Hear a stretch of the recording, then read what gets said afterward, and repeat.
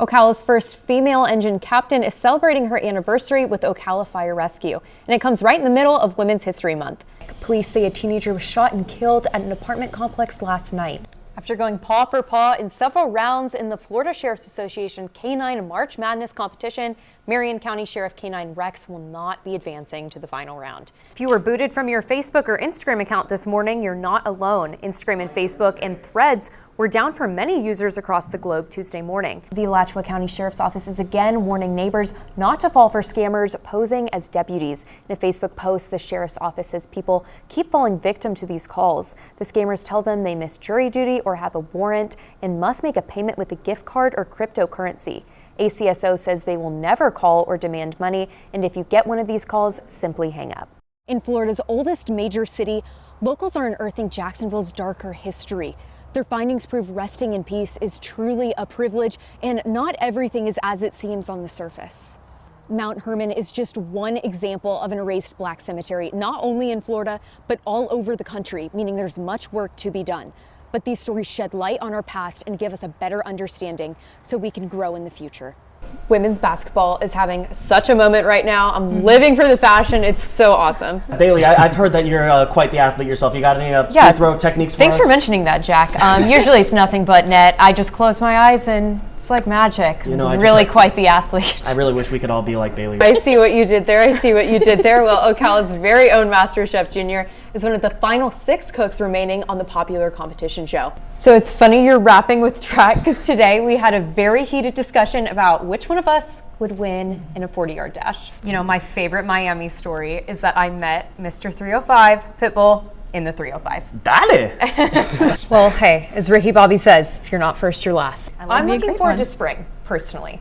I feel like Puxatawny Phil has lied to me. I'm cold and I don't like it.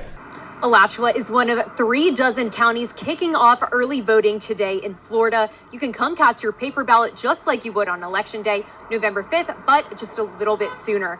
I'm at the Supervisor of Elections office where the line has been pretty steady all day, but now you can hear tons of honks. You can hear campaigners behind me, and they're catching people's attention on their drive home from work. All eyes are on Tropical Cyclone 9 as it's expected to make landfall in Florida later this week. Today, Governor Ron DeSantis issued a state of emergency for 41 counties, including right here at home in Marion and Alachua. We're outside the Supervisor of Elections office here in Alachua County, and it's kind of like the calm before the storm. Now, 8 million Floridians have casted their ballot early, and over 78 million have done the same thing across the country. But all eyes are on those critical battleground states. That's 7 of those, and they're going to ultimately decide this election. So we will be bringing you updates all night long, so stick with us. Those updates will not only be for our area, but nationally as well. I'm outside the Alachua County Supervisor of Elections office, but of course we'll be giving you a glimpse nationally into those results that are trickling in now. Let's take a closer look at Pennsylvania, where Harris and Trump are neck and neck. I was just looking at my phone earlier, and the state is going from red to blue, red to blue. It's really teetering back and forth, and it may be a photo finish in that key battleground state. And as of now, polls in these battleground states are officially closed. So stay tuned in the next hour. We'll be giving you those results live. Hurricane Helene is officially a Category 3 storm as it continues moving toward Florida. Thank you for joining us for this special edition of First at 5. I'm Bailey Korinek. One of the biggest dangers sometimes has nothing to do with the wind or rain. State officials say the threat is often the people who claim they can help you after the storm. Residents should expect to feel some impacts of the hurricane despite being farther inland. They say homeowners should stay inside and keep the safety information in mind. I'm from that area and I'm getting videos from friends. Water's up to their knees. It's definitely no joke. Parents and teachers in Newberry have been voting since Friday about converting 3 charter schools next school year. A new law could eliminate charter school conversion fights like the one happening in Newberry right now and make the process much easier.